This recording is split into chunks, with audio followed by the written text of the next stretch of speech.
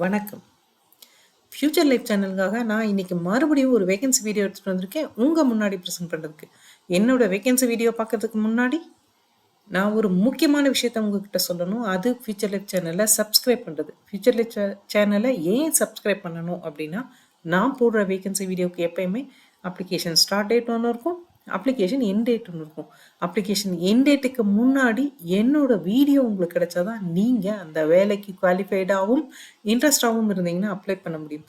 So please உடனே subscribe பண்ணுங்கள். Subscribe பண்ணால் மாத்திரம்தான் என்னோட வீடியோ உங்களுக்கு உடனுக்குடனே கிடைக்கும். அதே மாதிரி உங்களுக்கு தெரிஞ்சு படித்து முடித்த கேண்டிடேட் யாராக இருந்தாலும் அவங்களுக்கு இந்த சேனல் லிங்க்கை கொடுங்க. அவங்களையும் சப்ஸ்கிரைப் பண்ண சொல்லுங்கள்.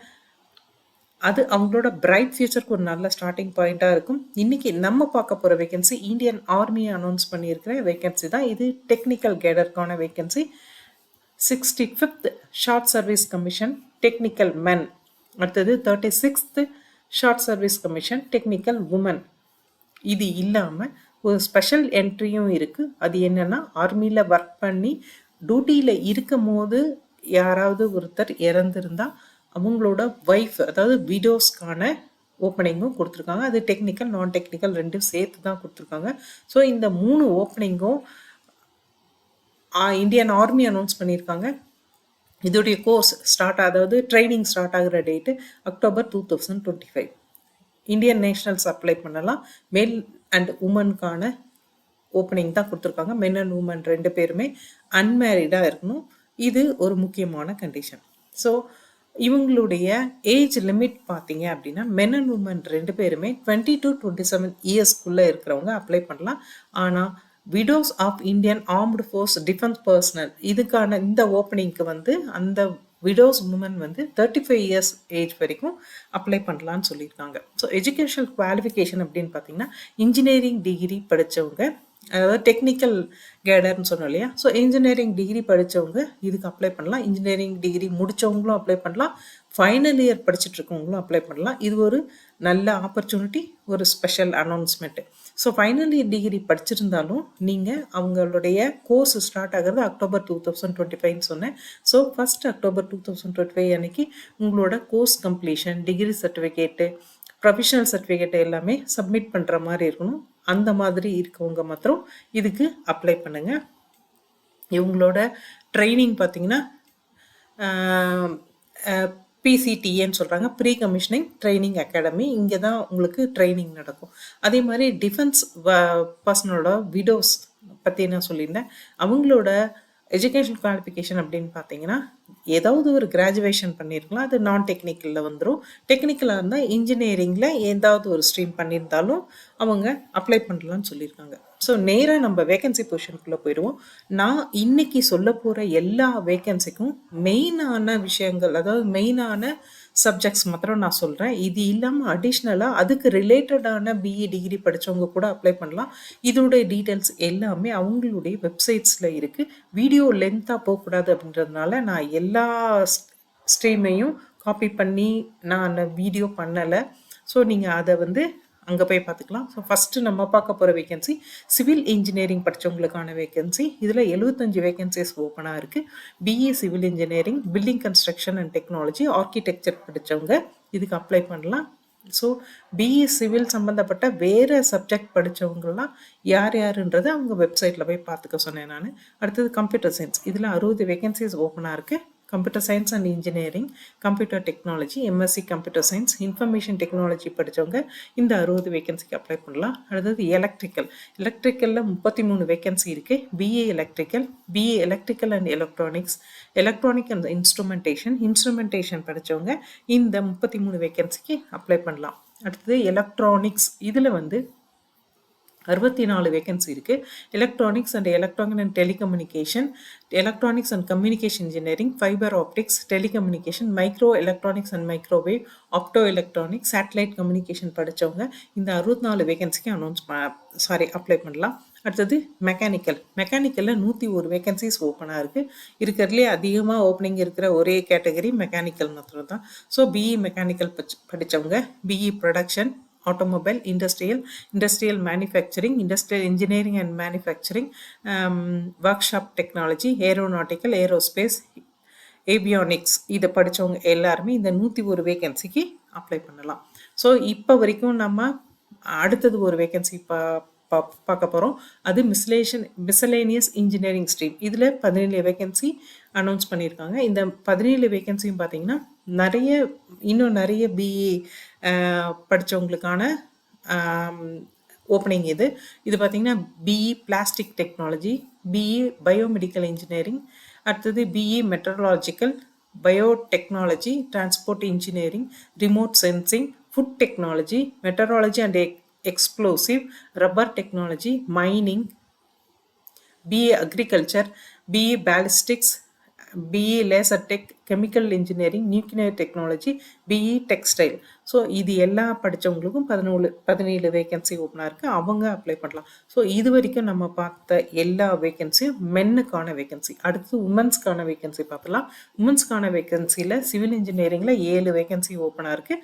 அதில் BE civil, building construction and technology, architecture படித்தவங்க. கம்ப்யூட்டர் சயின்ஸில் 4 வேகன்சி ஓப்பனாக இருக்குது உமன்ஸுக்கு. Computer science and engineering, computer technology, MSc computer science, information technology படித்த பொண்ணுங்க இதுக்கு அப்ளை பண்ணலாம். அடுத்தது எலக்ட்ரிக்கல், அதில் 3 வேகன்சி காலியாக இருக்குது. Electrical and electronics, electronic and instrumentation படித்தவங்க இதுக்கு அப்ளை பண்ணலாம். ஸோ எலக்ட்ரானிக்ஸில் 6 வேகன்சி காலியாக இருக்குது. எலக்ட்ரானிக்ஸில் யார் எந்தெந்த உமன்ஸ் அப்ளை பண்ணலாம் அப்படின்னா electronic and telecommunication, electronics and communication, fibre optics, telecommunication, micro electronics and microwave, opto electronics, satellite communication படித்த பொண்ணுங்க இந்த 6 வேகன்சிக்கு அப்ளை பண்ணலாம். அடுத்தது மெக்கானிக்கல் இன்ஜினியரிங். மெக்கானிக்கலில் 9 வேகன்சி தான் காலியாக இருக்குது லேடிஸ்க்கு. ஸோ இதில் mechanical engineering, production, automobile, industrial manufacturing, industrial engineering, work shop technology, aeronautical, aerospace, avionics இதை படித்தவங்க உமன்ஸு இந்த 9 வேகன்சிக்கு அப்ளை பண்ணலாம். இதுக்கு அடுத்தது நான் விடோஸ் பற்றி சொல்லியிருந்தேன். அந்த விடோஸ் வந்து டெக்னிக்கல் கேட்டகரிக்கு பிடெக்கில் ஏதோ ஒரு என்ன ஸ்ட்ரீம் படித்தவங்க வேணால் அப்ளை பண்ணலாம். அதே மாதிரி நான் டெக்னிக்கலுக்கு ஏதோ ஒரு கிராஜுவேஷன் பண்ண விடோஸ் வந்து அப்ளை பண்ணலாம். மொத்தமே 2 வேகன்சி தான் காலியாக இருக்குது. ஸோ செலெக்ஷன் ப்ரொசீஜர் அப்படின்னு பார்த்தீங்கன்னா நீங்கள் இது வரைக்கும் பிஇயில் என்ன மார்க் இல்லை கிராஜுவேஷன் விடோஸாக இருந்தால் எனி கிராஜுவேட்னு கூட சொல்லியிருந்தேன். ஸோ அதில் என்ன மார்க் வாங்கியிருக்கணும் அந்த மெரிட் லிஸ்ட்டில் மட்டும்தான் உங்களை செலக்ட் பண்ணுவாங்க.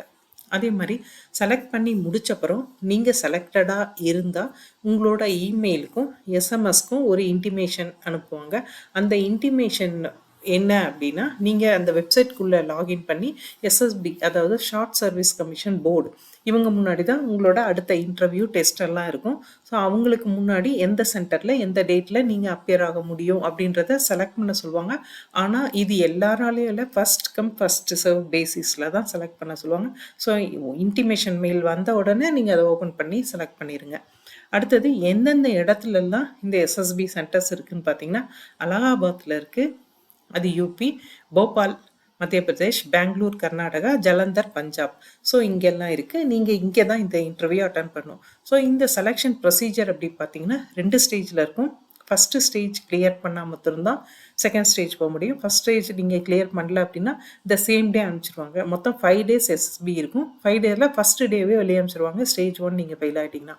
ஸோ ஸ்டேஜ் 2 அப்படிங்கிறது இன்டர்வியூ இருக்கும், ஃபிசிக்கல் டெஸ்ட் இருக்கும், இந்த மாதிரி நிறைய இருக்குது. ஸோ அந்த ஸ்டேஜ் 2 பாஸ் பண்ணவங்க தான் மெடிக்கல் எக்ஸாமினேஷனுக்கு போவாங்க 5 days கழிச்சு. ஸோ நீங்கள் ஃபஸ்ட்டு ஸ்டேஜும் செகண்ட் ஸ்டேஜும் பாஸ் பண்ணவங்க தான் மெடிக்கல் எக்ஸாமினேஷன் ஸ்டாண்டர்ட்ஸ் எல்லாமே உங்களோட வெப்சைட்ஸில் இருக்குது, நீங்கள் போய் பார்த்துக்கலாம்.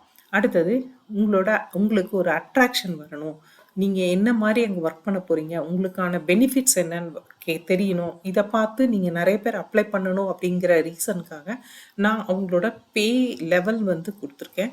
இப்போ நீங்கள் ஷார்ட் சர்வீஸ் கமிஷன் மூலமாக செலக்ட் ஆனீங்கன்னா லெஃப்டினண்ட்டாக மட்டும்தான் நீங்கள் செலக்ட் ஆவீங்க. அடுத்தடுத்த ஸ்டேஜஸ் வந்து நீங்கள் ப்ரொமோஷனில் போவீங்க.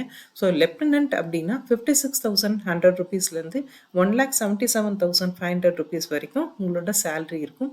ஸோ அடுத்தது நீங்கள் ஜாயின் பண்ணிட்டீங்கன்னா அடுத்தடுத்த உங்களுக்கான ப்ரொமோஷனில் உங்களோட சேல்ரி எவ்வளோ இருக்கும் அப்படின்றத போட்டிருக்கேன். கடைசியாக வந்துட்டு பார்த்தீங்கன்னா 2,50,000 வரைக்கும் ஃபிக்ஸட் சேல்ரி இருக்கிற மாதிரியான ஜாப் வேகன்சி தான் இது. இதை தவிர மிலிட்ரி சர்வீஸ் பேன்னு மந்த்லி ஃபிக்ஸடாக ஒரு ₹15,500 பே பண்ணுறாங்க. இது இல்லாமல் நீங்கள் ட்ரைனிங் பீரியடில் இருக்கும்போது உங்களுக்கு ₹56,100 வந்து ஸ்டைஃபண்ட் பே பண்ணுறாங்க. இது மாத்திரம் கிடையாதுங்க.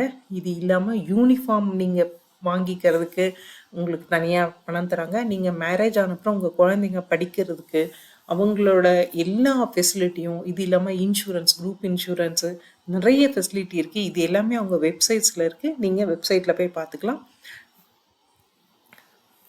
அடுத்தது பார்த்தீங்கன்னா எப்படி அப்ளை பண்ணணும் அப்படின்னீங்கன்னா, நீங்கள் இங்கே இந்த வெப்சைட் கொடுத்துருக்கேன். இந்த வெப்சைட்டில் போகிறதுக்கு முன்னாடி உங்களோட photo, left hand thumb impression, அதே மாதிரி வந்து பார்த்தீங்கன்னா உங்கள் சிக்னேச்சர், உங்களோட என்னென்ன உங்களோட டிகிரி சர்டிஃபிகேட் என்ன வச்சுருக்கீங்க, மார்க் ஷீட்ஸ் என்ன வச்சுருக்கீங்க, அதே மாதிரி ஆதார் கார்டு, அந்த மாதிரி அதாவது ஐடி அண்டு அட்ரஸ் ப்ரூஃப்காக நீங்கள் என்னெல்லாம் வச்சுருக்கீங்களோ எல்லாத்தையுமே ஸ்கேன் பண்ணி ரெடியாக வச்சுக்கோங்க. ஸோ அப்ளிகேஷனுக்குள்ளே நான் இது வரைக்கும் போய் பார்க்கல. அவங்க என்னென்ன கேட்குறாங்கன்னு எனக்கு தெரியாது. பட் பொதுவாக இதெல்லாம் கேட்பாங்கன்னு எனக்கு தெரியும். ஸோ அதை வச்சு சொல்கிறேன். ஸோ நீங்கள் இது எல்லாமே ஸ்கேன் பண்ணி டாக்குமெண்ட்டாக ரெடி பண்ணி வச்சுக்கோங்க. ரெடி பண்ணி வச்சுக்கிட்டு அதுக்கப்புறம் நீங்கள் இந்த வெப்சைட்டுக்குள்ளே போங்க. அவங்க ஃபீஸ் எதுவுமே கேட்கல. ஸோ நீங்கள் அப்ளிகேஷன் ஓப்பன் ஆகிற டேட் பார்த்தீங்கன்னா 7th January 2025 ஆல்ரெடி ஓப்பன் ஆயாச்சு. ஸோ அப்ளிகேஷன் க்ளோஸ் ஆகிற டேட்டு 5th February 2025. அப்ளிகேஷனுக்குள்ளே போயிட்டு அப்ளை பண்ணுங்கள். ஒன்ஸ் நீங்கள் ஒவ்வொரு ஸ்டேஜ் போகும்போதும் நீங்கள் கொடுத்துருக்க இன்ஃபர்மேஷன், உங்களோட நேம், உங்கள் அப்பா அம்மாவோட நேம் எல்லாம் கரெக்டாக இருக்கான்னு பார்த்துக்கோங்க. எந்த கரெக்ஷனும் பண்ண முடியாது ஒன்ஸ் நீங்கள் சப்மிட் பண்ணிட்டீங்கன்னா. ஸோ கேர்ஃபுல்லாக அப்ளை பண்ணுங்கள். கண்டிப்பாக அப்ளை பண்ணுங்கள். இது ஒரு நல்ல ஆப்பர்ச்சுனிட்டி தான். தேங்க்யூ.